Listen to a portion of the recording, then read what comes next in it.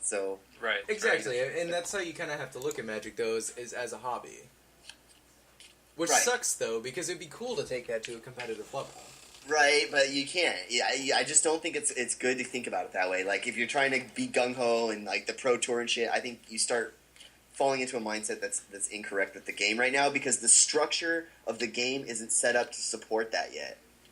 You know, like the structure of the tournaments, the structure of the pro tour, the way the game is luck based. It's not set up in such a way that you can have pro tour aspirations and dreams and those be realistic. Because there's no amount of practice and shit that's gonna get you there. Because you can train and train and train and train and then sit down and have to mulligan to 5 your first game and it's just like, okay, fuck.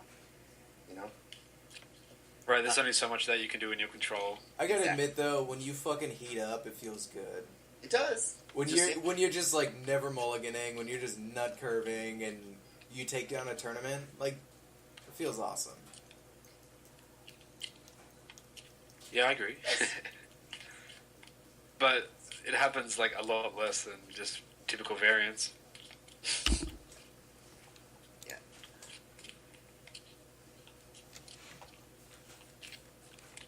Huh. Yeah, I don't know. I mean, they could do a lot of cool things with Magic. They just But the thing is, like with all this competitive scene, like as long as the pilot or player understands that every decision they made was correct, or at least some point not a punt or something like that, then they're pretty much happy as a player. They understand that the game is like luck based or whatever. Like that's what I've come to realize as well after this little break that I've had. That I know that it's impossible for me to win every single game of Magic that I play for the rest of my life. The game is designed that way. yeah, it doesn't It's matter just how something much you have to accept. study a metagame, which is why I was so confused, Sasha, when you were like getting really into Pauper. I was like, dude, you realize you're just falling into the exact same trap that you were with Standard. Like Pauper is like really no different than Standard is right now. Right. It's just like it's a solved format, and there's still a bunch of variants in it.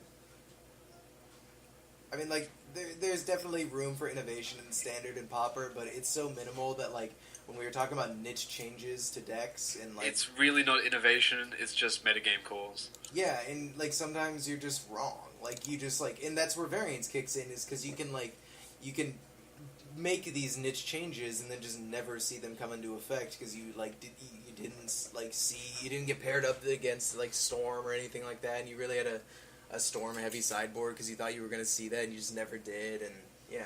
You're like 4 or 5 days in a row or something like that. You're just like, jeez, what's happening? Yeah, and that idea or that concept right there applies to every single format of Magic. Right. It doesn't make sense that they don't make a format that has rules to kind of bend around that variance so that it's much more skill intensive. Like a strictly competitive format and rules. Like, I think that definitely needs to exist or some way in the future. For me to like take it seriously ever, absolutely. To Right. take it really seriously, where like I would make that a full-time job. Like, at this past year, I've actually tried like my best efforts to be as competitive as possible, or whatever you want to call it, and like a few weeks ago, it just got frustrating and I just burnt out. Like, it's just not built to design that way. I know. I tried to distract you by just playing WoW, Right. Yeah. but that's You guys usually are just bucking the trend there. That's usually what I do, though, is I'll play Magic for a while, and then, like, once you kind of burn out or a format starts to, like, really dry up, like, you just have other hobbies to do on the side and just kind of, like, wait for Magic to catch up. Sure. Because you're like, come on, little luck-based variance game, spit out some new cards so I can actually brew something that's worthwhile. Right. Right, like the most skill-intensive thing in Magic seems to be deck building when new sets comes out. That's like the most fun part. Exactly. Absolutely. That is by far the most fun part of Magic, is deck building with new But cards. that's why, like, Nick, what I don't understand about your method is why you don't grind a whole lot at the beginning. Like, under your method, you're an extremely good deck builder. Like, you corner the meta quickly. So, if I were you, I would be playing a bunch of tournaments at the beginning of every set. I did. Just to fucking You get saw me maximum play with- return. you Well, Ryan, this is what me and Nick did at the beginning of the format, because me and Nick have only been together for one format testing together. Sasha, we played... Go ahead. Sasha. Go ahead. I'm sorry. I'm interrupting. That? We played like, I don't know, like 7 straight days of just fucking Magic. It was ridiculous. Like Online. the most we've ever grinded. Yeah, online together. It was just ridiculous. We didn't need to go to tournaments because we found better playing testers and like thinkers and the That's- random player. You got no return for that. I guess, see, from my standpoint, it's like the return is winning the tournaments and getting the prizes, the cards, right? Well, see, and Right, the Ryan, return for me I was did- the valuable information that we received. Though. I That also don't information fully becomes agree. disseminated. In time, that information is everyone has access to. In time, everyone's going to know what you know. Ryan, The I don't point fully is- Right, agree I'm with that not playing statement for because time. I'm playing for next the, week when I shop. Yeah, that's my point. Sasha, That's my how point. much money did we make? A fair amount. If, Oh, you guys played MTGO. No, no, not even that. Sorry. GPs and FNMs and stuff like that. Like, and that's actually what we started to consider, Ryan, because you're right. Like, what did you get out of that? And like the answer is like, well, we bought a bunch of cards when they were cheaper, so we kind of saved money. And so Sasha and I Yeah, were that's a talking good about point. that, and we were like, well, what if you could like see a new set like Gatecrash, test the fuck out of it, realize what's good and what's not good, be like, oh, Crater Hoof's $3, I'm buying 30 of those. That's an excellent point. And then just selling it back, and then you really do get a high return on your shit if You you're do. good and if you're right. You're totally right about that. You're right, Nick. You're totally right. Yeah. So that's and I that think was that was excellent. Like I bought those, like because of my testing with you, I bought those Angels of Serenity 11.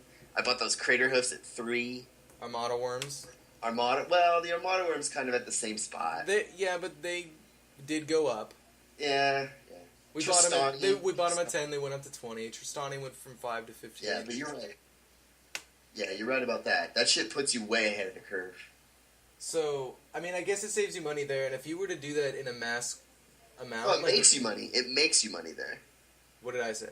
You said saves you money. It makes you money. Right, especially if you sell back though.